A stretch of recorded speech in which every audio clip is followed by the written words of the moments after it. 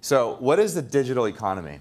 What I want to share with you is how to profit from it, because we're at the ground floor of a huge, a massive mega trend. And we're about 5 years into that mega trend, and most people haven't woken up to it yet. So the goal here with this presentation is to give you the context for that conversation so you understand kind of where the global economy is, where it's come from, how we got to where we are, and where it's going. To understand where we are now, what I want to do is go back about 100 years so that you can understand what the primary drivers of the economy have been over the last 100 years, and how advertising and marketing have played a role in that. And then, so the first half of the presentation is kind of the history of marketing, the last 100 years of advertising and marketing, how we've got to where we are, or where we were about 5 years ago, and then the current state of the economy, and then the opportunity that exists. So there's actually 3 parts to what I'm going to talk about. So in the 1800s, this was marketing. A town crier was the guy who announced in the town center the news, right? And basically, if you were within earshot of his bullhorn, you got the message.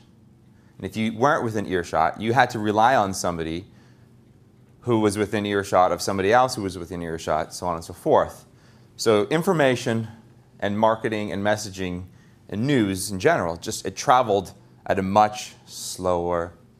Then in the first part of the 20th century, print advertising became really big and really popular. Billboards, huge signages that were appended onto or fixed onto buildings. And these worked 24 hours a day, 7 days a week. And once they were on the wall, anybody driving by, as long as it was light out, could see them. So outdoor advertising really revolutionized marketing. Then print media came. And newspapers, namely, and daily journals were the primary form of marketing and also the primary way of information being shared, news being shared, etc. So that give people a much broader way to reach a lot more people with a lot more leverage. The transistor radio changed everything a few years after that, because there, all of a sudden, space and physical location that line was severed. You know, me saying something here can be disseminated to 1 million people simultaneously. That changed everything. It wasn't long after that until television came along. And television incorporated a whole different level of communication, because it brought the family together. So instead of just going to the radio to get information, now the family was gathered around it, around the television, or the telly, is that what you call it here? And it pulled them in. The programming pulled them in with entertainment. And then that created an opportunity to advertise or to market to the entire family through TV commercials. And you can see here how in less than 100 years, how we've gone from one-on-one communication, or relying on one-on-one communication, to mass media and broadcast media. And then, not too long ago, Al Gore invented the internet. You guys know that joke? Have you heard that joke? So Al Gore invented the internet, Steve Jobs invented the computer. Voila. Here we are. The digital age, right? The digital economy. A whole different world opened up when those two things, when Al Gore and Steve Jobs got married. A whole world opened up, right? Because now individuals like you and I have access to virtually every other person around the world in real time, access to products and services and information in real time, and we can essentially plug into this database called Google, which searches and spiders the web, and the world is literally at your fingertips. Literally at your fingertips. And that's where we are right now. That's where we are right now. But it keeps getting better. It keeps getting better, because devices like this, for example, the smartphone in the last 5 years has continued to, has accelerated this revolution. Because now, instead of waiting to go home to check your email, to go online to check the news, it's with us 24/7. So again, times 10, information is being exchanged, speed-wise.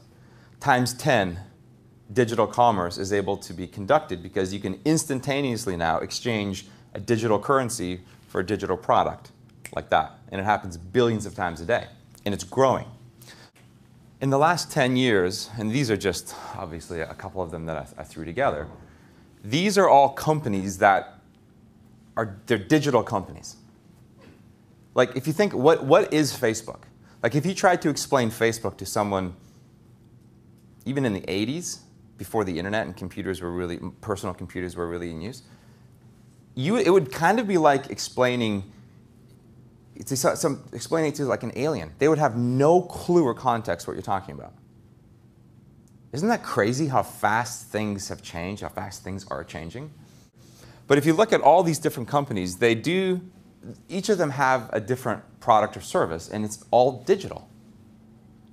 Not one of these has a physical product that's shipped, or a physical product that's consumed, that you can even touch or feel. It's a digital product. It's a digital experience. It's a digital service.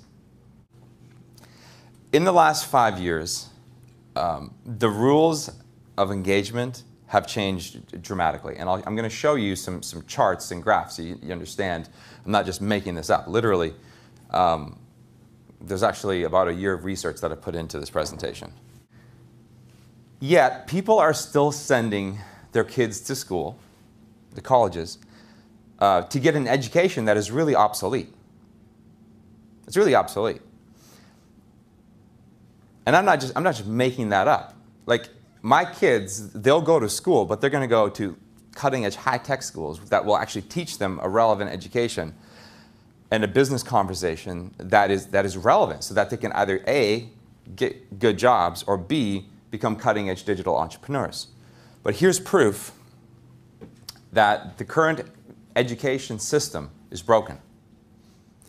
In the US, 50% of college graduates from the last 4 years, 50%, have yet to find a job. They're still living with their parents. The New York Times reported this past weekend that the number of college students still living with their parents dropped to 46%. And that's a good thing. That means the economy is turning around. That's actually a metric they use to measure the growth of the economy, because if young people can't get jobs, that's a really serious problem.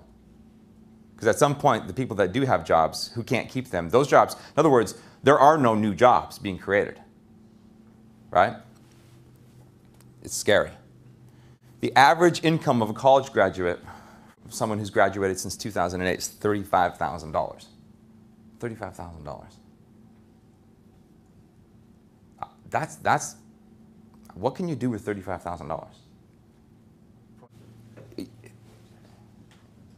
I don't even have words right now. Last week, it was announced, and this is a huge, FU to establishment. The South Dakota School of Mines and Technology, it's a small college in the US, released the median income of a graduate surpassed that of a Harvard graduate. Think about this.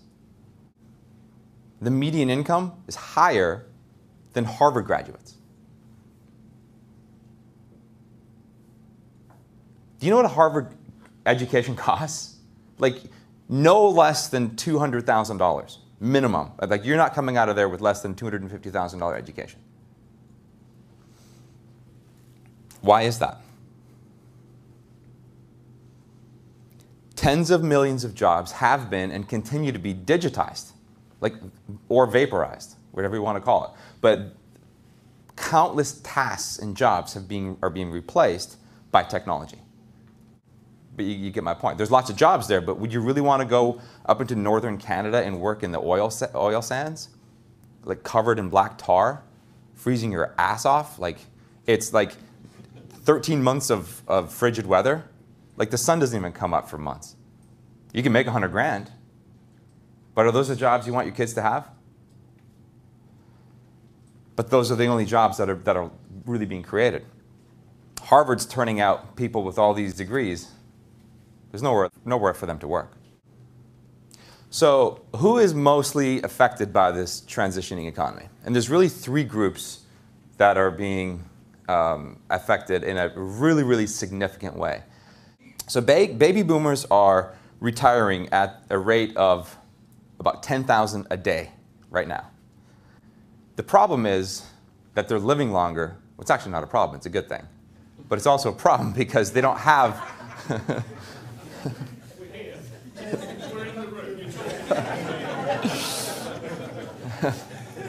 the problem is that they're living longer. And the problem for them, I mean, if you think about it, it's you guys are going to live a lot long. Like, life expectancy is increasing very rapidly. So I believe it's the Gen X and the Gen Y responsibility to now pay it back to the next generation. And I believe that there's so much opportunity for us to help the baby boomers reinvent themselves and acquire the mindsets and skill sets required for this new age, this new economy, this digital economy, because times have changed. The rules have changed. What worked 10 years ago, 20 years ago, 30 years ago doesn't work. That logic no longer works. It's a completely new game. So our job is to teach and to empower and to wake up the baby boomers and say, hey, you don't have to coast into your golden years and lose your dignity. You don't have to lose your home. You can continue, like Dr. Charlie, you can continue to grow as an entrepreneur and as a person and continue to have a life that you're really freaking proud of and not have to count on living on savings. I mentioned the students graduating college without the proper skill sets and mindsets.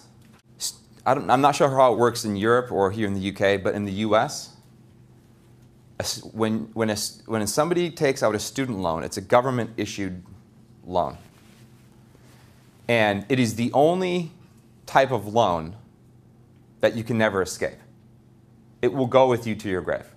And whoever inherits your estate assumes responsibility for that debt. You see, if you default on a car loan, it just goes on your credit, like you defaulted on a car loan, and worst case, they come and get your car. They'll tow it away, but it's gone. Once you've assumed responsibility for student debt, or once a student has assumed responsibility for it, it's theirs for life. They cannot escape it. So there are kids right now that are changing their phone numbers every month because they're hounded. What's happening is the government is selling student loans to debt collection agencies, and they're just having a heyday because they can't go anywhere. And by law, they have to pay that back somehow, some way, sometime. We'll have to figure out someday, I don't know how to help the students, to be honest with you. And then the big one is the workforce. Things outside of your control can happen. Forces outside of your control can happen. And if you're not self-reliant, you're at the mercy of things, politics, global trends, etc., that are just, they're out of your control. So the key point here is that you have to find a way to insulate yourself and become self-sufficient. So let's just say we had a row of bikes out front here. Is there anyone that doesn't know how to ride a bike? Is there anyone that doesn't know how to swim? Okay, good. We can make fun of those people. So let's say there's 50 people in this room, and there's 50 bikes out there. But one of the people in this room doesn't know how to ride a bike. And all of a sudden, the sirens go off, and it says, we're under attack by aliens, and they're marching up the street. We have to escape. And the aliens can move just a little bit faster than you can run. Okay? So these monstrous aliens comes tromping up the street, and we're like, oh shit, let's get on the bike and let's just get out of here. But there's the one guy left who can't ride a bike. Or we're all on a yacht. Say we're celebrating Stuart's 24th birthday. And we're we're in the British Virgin Islands on this yacht, right? This is all 50 of us.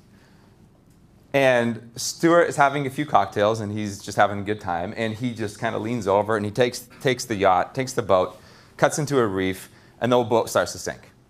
And land is 100 yards, 200 yards away. No problem. We all just jump in the water and swim to shore, except for the one guy who can't swim. Kind of sucks if you can't swim, right? You kind of need to know that. That's a pretty necessary life skill. Now, the chances of that scenario happening aren't very high. The chances of the aliens coming and us needing to get on our bikes, that's not very high. Let me use one more example. This is getting good. So when you're driving in your car and you have a flat tire. It's the middle of the night, and there's no one around, nobody to help. And you have an emergency, you have to get home. Who in this room, if they absolutely had to, could change a tire on the side of the road? Could figure that out? No? Yeah, sorry. Oh, okay. Who in here couldn't do that? Would just be like, okay. Okay, so, I mean, the chances of that happening are not that slim. So you should probably know that skill, right? Or if you got dropped off in a jungle with no compass, no backpack, nothing. You just got dropped off in the middle of a jungle and you had to survive for a week. Could you survive? If you think about like what other plausible scenarios like this could happen in real life where you're really f***ed if you don't know what to do. Well, what percentage of society relies on a job in order to pay their bills, in order to put food on the table, in order to have shelter and basic necessities? 97%. What percentage of those 97% have the skill set of financial survivability? Like if they absolutely had to, could generate enough income as a self-sufficient, autonomous individual that it would not rely on somebody giving them a job and saying, hey, here are some tasks for you to do, complete them, and I'll give you some money in return. And what do you think the percentage chance of, at some point, one of these 97% needing to figure that out? Right? Okay. Well, we are in the business. What we do, what I do, is teach that 97% that skill. You guys get that? Yeah. Can you see the market does not get any bigger? The only people that aren't in our target audience are the 1 or 2% of society that are already financially self-sufficient, financially independent. Everyone else needs this skill set. Or they'll wait until they're absolutely forced to, or their back is against the wall, to start to acquire that. And it's never fun to have to learn that skill set. It's just like, if you wait to learn how to change a tire until you're alone on the side of a road when it's raining and it's dark and there's aliens coming down the street, that's not a very pleasant environment to learn how to change a tire. But you could take 30 minutes on a Sunday afternoon and a couple glasses of wine with your husband. Are you married? Yeah. And say, honey, can you just show me how to change the tire? And I'm sure he could show you how to do it, and then you'd have that. Can I just ring him and get him to again? Well, what if you don't have a cell phone? The point is if you wait until you need the skill to acquire the skill, you're probably not going to be, that's kind of stupid, if I could just say it blunt. To wait until the aliens are marching down the street to learn to ride a bike is dumb. It's just dumb. So our job is to wake people up to the fact that they need this skill, even if they don't think they do. Fiona, you told the story about getting laid off from that job. I mean, that happens to, I can't imagine that feeling. Like, I walked away from my job as a defense mechanism because I didn't want anyone ever to take my job from me.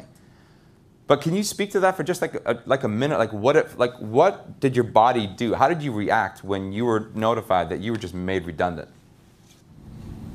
It was a very emotional experience, and I felt, inside, I felt used, I felt let down, and but I felt that I had in the job, I felt I'd over-delivered. You know, I'd worked hard, I'd built up a team, I had trained a team of 8 people. So I just felt completely dispirited, used and spat out. And it's amazing that you waited until you got kicked out of the nest, and then you had to figure it out. Exactly. You had to figure it out. It wasn't pleasant, but you had to figure it out. Now, what if it had taken you an extra 3 months to figure it out? Like, what are the ramifications that it could have had on your life? Like you said, you were beg, borrowing, and stealing. You were extending your credit cards. That's not a comfortable. It's really difficult to be creative and to create something, especially it's something that requires you to be in an inspired state. To be a successful entrepreneur, you have to be in an inspired, abundant state. How do you do that when the aliens are literally on your doorstep? I mean, so kudos to you for being able to like cut through that and make that happen. Most people can't. We believed in ourselves, and I think that's what you've got to do, is just believe in yourself. As you say, you know, we had all the tools on board already. We just needed to hone them and believe that we could do it. And I was so adamant that I wasn't going to be treated like that again. Yeah. That it gave us the impetus to. Yeah. And then you got lucky. You found guys that actually knew what they were doing, who said you don't actually have a real business. You're chasing silver bullets, and you're playing the widget game. And they showed you, they taught you, mentored you with a real life skill set of being able to provide for yourselves. Yeah. So cheers, congratulations to you guys. That's amazing. So I was doing research earlier this year on entrepreneurship because I found that there were the reports of how entrepreneurship was exploding because of the economy going down. But then there were also other reports that were saying that entrepreneurship was on the decline. And so I did some research, and I found that there actually is a segment of entrepreneurship that is exploding. And it's up 250% since 2008. Necessity-driven entrepreneurship. People like Greg and Fiona Scott. I don't know too much about trends and that kind of stuff. Fiona, you're a numbers person, but what does that kind of look like to you? Bit of a trend, maybe? Yeah, it's going in the right direction. It's going in the right direction for us because we have the education, the solutions. We have what these people need. It's very unfortunate for them, but in this, because of all of these things that we just talked about, there's a massive, massive trend here. There's a mega trend that's creating a massive opportunity. There's a massive, massive opportunity for a whole host of digital entrepreneurs to solve that problem. That's a huge problem.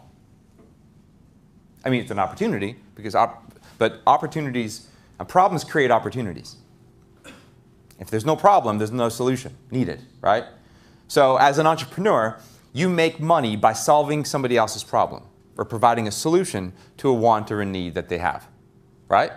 So as a digital entrepreneur, the secret is to find huge pockets of people having massive problems, come up with a solution for that problem, package it, bring it to them, and allow them to benefit from your product or service, helping them solve their problem. And then the law of remuneration, which is the reciprocation of value and service with money, kicks in, and that's how you get paid. It's real. That's how the economy has always worked. That's the way the law of remuneration works. That's the way business has always been. So this is how us as digital entrepreneurs, how we in the next 10 years are going to make just absolute boatloads of money. Boatloads. Like whatever you feel you want or need financially, you can absolutely achieve by helping solve this problem with us. You guys getting that? Yeah. Meanwhile, traditional entrepreneurship, I don't have the chart here, at least I don't think I have it, but it's flat. It's actually down about 5% in the last 4 years. Do cars cost more than they did 10 years ago? Does gas cost more than it did? Does pencils cost more? Does food cost more? Does anything cost less than it did 10 years ago? Maybe computers, maybe? Plasmas? But the vast majority of products and services that we consume, but what's inflation? 1%, 2%, 3% a year? Income's going down. I'm not nearly smart enough to figure out any of this stuff on my own. I just do lots of research. We're just 10 years into this trend. 10 years from now, this will be all like, it's so apparent. This will be common knowledge. Everybody will be talking about this. But right now, only a few people are seeing that it's the digital economy that's growing, and the traditional economy will continue to slide. It will. Another point here, if you look at the US family net worth, is less than it was 20 years ago. That's a 2-decade loss, yeah. One other point on that, Joe. 20 years ago, I earned all the money in our house to pay our mortgage. Now it takes 2 of us to bring the same amount in. So my wife's got to work full time to stand still. Yeah. And that's a lot of people are the same. Yeah. A lot of people. The other thing is, I'll say, as Jay and I were talking about this the other day, is we're in a very fortunate situation that we don't have to think about money, but we were saying that we still can't believe the cost of living. Like, you fill up your tank. It's $100 to fill up my car. You know, so $100. even though we don't, on a day-by-day basis, you know, I've never witnessed as it is now. You know, I'm 30 years old, and you guys have been around a lot longer. Some of you guys have been around longer than I have. Don't worry. After we're done today, we'll just stand here, and you can just come and smash us in the face. Just like. but that's the point. You know, we are aware of what the cost of living is. Right. Just speak quickly. We haven't got much time left, us.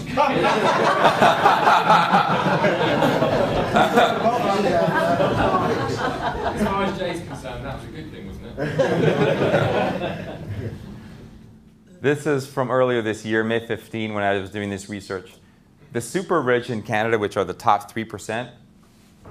In Canada, the Canadian economy is not nearly as stratified as the US economy. Like, the Canadian economy, the poverty line is much higher, and there are not nearly as many super rich. It's much higher percentage of middle class versus the US, where it's like super rich and then super poor and then the people that float in the middle. The point that I'm going to try to make here over the next few slides is that even through this recession, certain people who are correctly positioned are getting richer at a quicker pace. The rich are getting richer. The rich are getting richer. That should fucking piss you off. You want to know what they know. Because there are really 2 groups of people. You're either riding this wave up, or you're dying a slow death with the masses. The super rich, almost 200 times the average wage. The point here is that the super rich, their income is no longer correlated to an exchange of time and money, for example. That's exactly what we do. We sever that connection, that correlation between time expended or energy expended and money earned. Okay? It's a very, very key distinction. The rich grew richer last year, even as the world endured the worst recession in decades. The stock market helped rebound the world's ranks of millionaires climbed 17% to 10 million, while their collective wealth surged 19%, nearly recouping all the losses from the financial crisis, according to the latest Merrill Lynch World Wealth Report.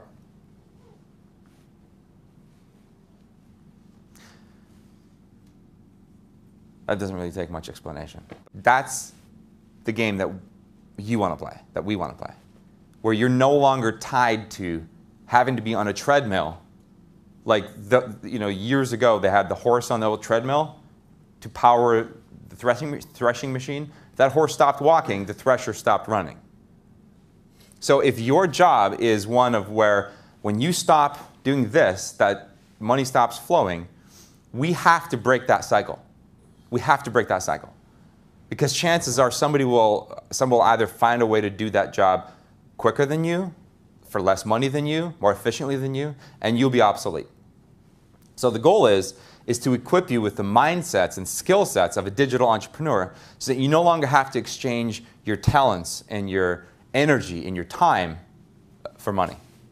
These people here, they're investors. They're in the investor quadrant. If any of you have read the Kiyosaki 4 quadrants, the investor quadrant. Their money is working for them. They don't work for their money. Money is working for them.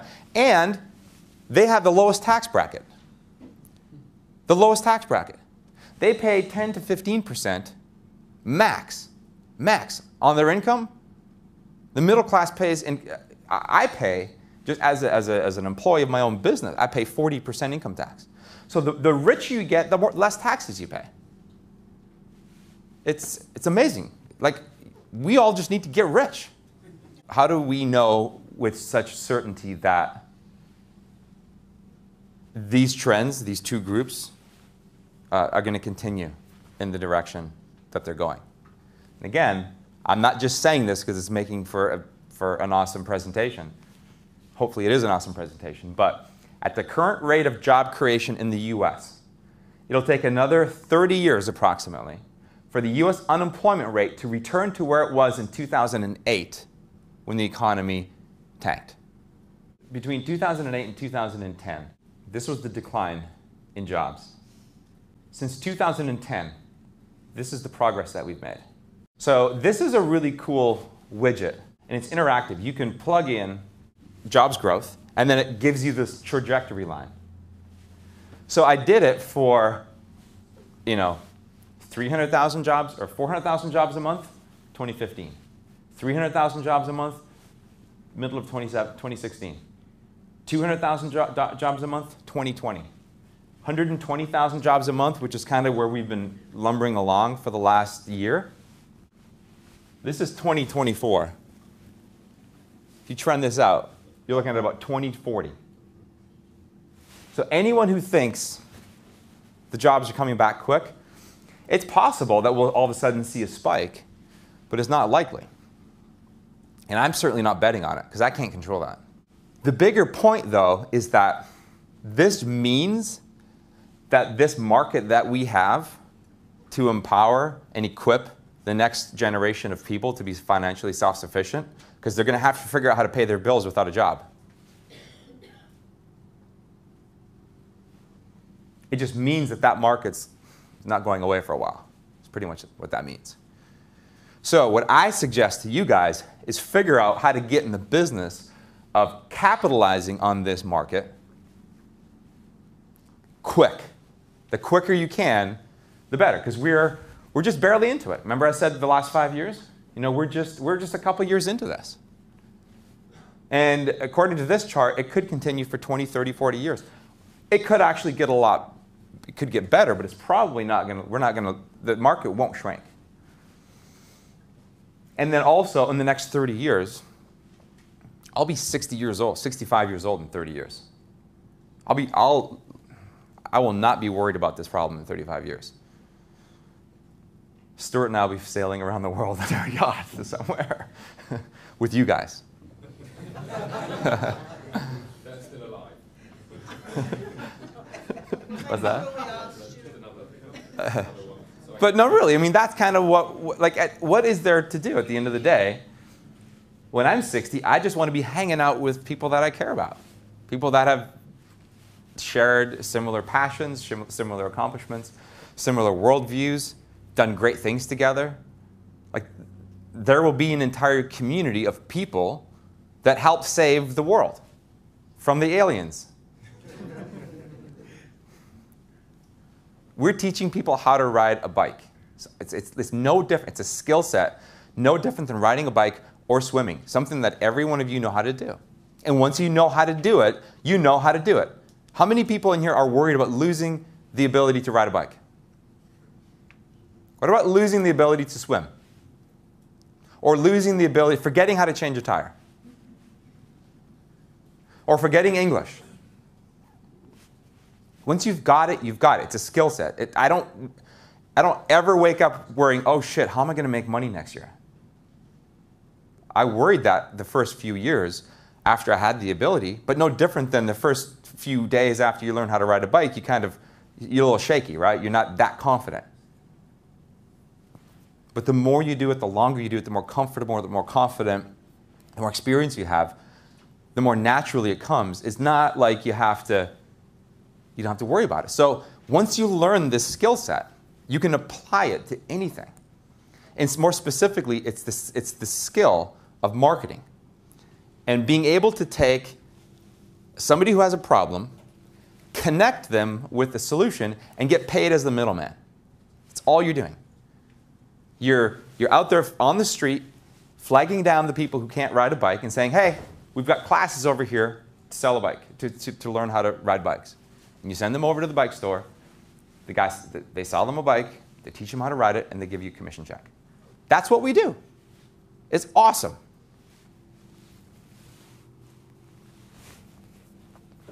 This is just another trend. You can see billions of ad spend online between, so this is projected out into 2030, for the next 3 years. This market, the digital economy, at an absolute bare minimum, if the world ends, maybe the world will end at some point here, I don't know, but this is 2012, got a pretty solid trend. It's not going anywhere. I think if I had to put my money on something, I'd say I would continue to bet. I would bet heavily that the digital economy will grow, continue to grow. I think that's a pretty safe bet. But I'm not a bettor. So what does digital mean? Digital basically in this context means it's instant. So 100 years ago, you had to have something of value to exchange for a product or service. So if I was a farmer and I grew turnips and I loaded them into the wagon, I could take the wagon to town and exchange the turnips for new shovels at the hardware store, for example. So turnips in that sense were a currency. Salt in the past has been a currency. Barley has been a currency. Gold has been a currency. Silver has been a currency. Aluminum used to be a currency. In fact, aluminum used to be more valuable than gold until they found out that there's a lot of it out there. It's very easy to produce. Point is once currency became digital, it became possible with the advent of, with Steve Jobs and Al Gore getting married. Remember that? When that happened, it made it possible for me to exchange a product and service with you and you to give me money instantaneously anywhere around the world, 365 days a year. That opened up, that speed of transaction has created incredible opportunity. And it's happening billions of times a day. The biggest day of online e-commerce is called Black Monday. If you look at minute by minute spending from midnight to midnight, that 24-hour period of Black Monday, and lay it on top of each other, you can see the last 3 years how much it's increased. And that is becoming, for a lot of economists, a way of predicting online spending trends. And it's like this year is going to be like $1.5 billion to $2 billion. It's crazy how much is being spent online. And the point is that it's just so much easier now just to go onto Amazon and do your shopping. Amazon is going to eat Walmart's lunch. Why would you go to Walmart and get in line with all of those people and spend 4 hours that you could be spending with your family when you can simply go online and have it drop shipped for less money to your door? Think about that. Think about that. There are millions of people that work for Walmart. I mean, there are millions of people that rely on retail jobs. They're going to need jobs because you're not going to need a store at some point in the future. Why would you actually take an hour of your life that you cannot get back and go to Walmart? You've got to be out of your mind. Why would you do that? Why would you do that? You could read a book. You could meditate. You could exercise. There's so many things you could do with that hour. You can't get that hour back. Why would you go to Walmart with that hour? See, that's the way the next generation is going to think. Our parents, and I still go to Walmart just because that's what you do. I need some soap. Let me get in my car and go to Walmart. Or need some laundry detergent or whatever. But no. In the digital economy, you can't afford to go to Walmart. It takes gas, it takes time, all that stuff. And worse stuff, you got to stand in line with those people. Anyway, so you get the point. And as affiliates, that's a really good problem. Because that means that people are going to be going online and buying their stuff, and it gives us an opportunity to get between them and what they're looking for and make some money. Anyway, I love it. So that's the digital economy. So the demand is huge. I think we can pretty much agree on that. And it's a multifaceted issue because you have people who, on both sides, you have the people who need to make more money because their jobs, now you have a 2-household income just to cover the bills. So you've got people saying we need to make more money. You have kids that are entitled that want everything, who are still going to want new sneakers, a PS3, a new hockey equipment, et cetera, a trip to Disney World. Still want college education, still want braces, still want a car when they turn 15. The wife still likes the diamonds, still likes the anniversary gift, still likes the Christmas cards. Those things aren't going away. Like, you want your credit card to work. I mean, these are all real world problems. Like, people are very attached to having a good, comfortable life. Like, I'm not going to go back and live in a cardboard box just because I can't make money. No, I'm going to have to figure it out, and it's going to become very competitive. That's what people are going to have to think. So the goal here is to just help you make an intelligent decision. This is, you probably can't read it, million monthly related searches. Make money online, 10 million per month. Get out of debt, 15 million per month. Home-based business, 5 million per month. Online business, 5 million per month. Income opportunity, 5 million per month. Business opportunity, 5 million per month. Entrepreneur-related, 5 million per month. That's 25, 30, 35, 40, 45, 50 million people per month are looking for what we do. This is you, okay? And this is your 6-figure mentors. You're working with the best. You have a millionaire mentor who cares about you and who's incentivized for your success. You have the best training, the best tools, the best systems, the best resources. You're part of a community, a family of people. There's a family feeling here today. There's a community feeling. We all have something in common, which is really cool. We're professionals. We leave the guesswork for the 97% who are still chasing their silver bullets. Oh, there's one. Oh, there's one. I just had another funny visual. So we all, aliens are coming, great. So let's hop on our bikes. We're going. Now there's going to be those people who say, no, I'm going to try to outrun the alien. Or here's my pogo stick. Do what the successful people do if you want to have the results that they have. And finally, you have a kick-ass marketing system that eliminates the vast majority of variables that cause people to fail. So you're with the right people, the right community, the right product line, the right mentors, and the right system. I think that is the end. Thus, there is an unlimited amount of wealth that can be created if you get the big picture and you can acquire the digital mindset. So, thank you very much. Oh, I'm right on the money, too. Thank you.